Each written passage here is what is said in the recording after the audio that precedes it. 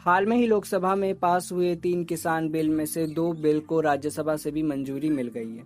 राष्ट्रपति की मंजूरी के बाद ये कानून का रूप ले लेगा। किसान बिल का बड़े पैमाने पर विरोध किया जा रहा है। ऐसे में ये समझना जरूरी है कि कौन किसान है जो इसका विरोध कर रहे हैं और वो ऐसा क्यों कर रहे हैं। राज्यसभा में 2 किसान bill, farms produce trade and commercial bill 2020 और farms agreement on prime insurance and farm servicing bill 2020 को मंजूरी दी गई है। हालांकि किसानों का विरोध जारी है। खुद प्रधानमंत्री मोदी कह रहे हैं कि सरकारी खरीद पर एमएसपी जारी रहेगी। इस कानून के कारण वे अपनी फसल को बाजार में अपनी सहूलियत और मुनाफे के हिसाब से बेच पाएंगे। इस कानून के कारण किसानों को आज़ादी होगी कि वे अपनी फसल को सीधा cold store, warehouses, processing plants, hotel, restaurant में बेच सकेंगे। इसके बावजूद कुछ किसान इसका विरोध कर रहे हैं। इस बिल का विरोध मुख्य रूप से पंजाब, हरियाणा और पश्चिम उत्तर प्रदेश में बड़े पैमाने के द्वारा किसानों के द्वारा किया जा रहा है। पूरे देश में किसान इसका विरोध नहीं कर रहे हैं। इस किसानों को डर लगता है कि सरकार धीरे धीरे एमएसपी और सरकारी खरीद की परंपरा खत्म कर देगी। बता दें कि इन राज्यों में बड़े बड़े किसान हैं और सरकारी खरीद को लेकर इंफ्रास्ट्रक्चर काफी मजबूत है। सरकार ने 23 फसलों के लिए एमएसपी का निर्धारण किया है।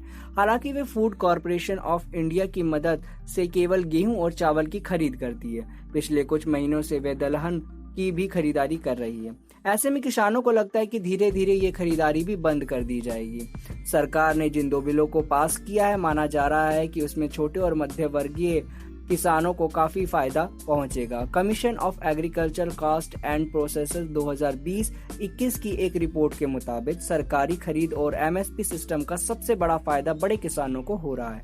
हालांकि पिछले कुछ सालों में छोटे और मध्य वर्गीय किसानों की स्थिति में भी सुधार आया है। नीति आयोग की 2015 की एक रिपोर्ट में साफ साफ कहा गया है कि सरकार के लिए ये संभव नहीं है कि वह हर चीज के बड़े पैमानों पर हर कमोडिटी की एमएसपी पर खरीदारी करें। बड़े किसानों को इसी बात का डर लगता है। जैसे कि आप जानते हैं कि सरकार गेहूं और चावल एमएसपी पर खरीदारी करती है। दलहन और अन्य फसलों को खरीदारी न के बराबर होती है। यही वजह है कि पंजाब, हरियाणा बड़े बड़े किसान केवल गेहूं और चावल की खेती करते हैं। इसके चक्कर में दलहन और तिलहन का रबका काफी घट गया है। पंजाब और हरियाणा में खेती में पानी का इस्तेमाल इतना ज्यादा होता है कि ग्राउंड वाटर का बहुत बुरा हाल हो चुका है।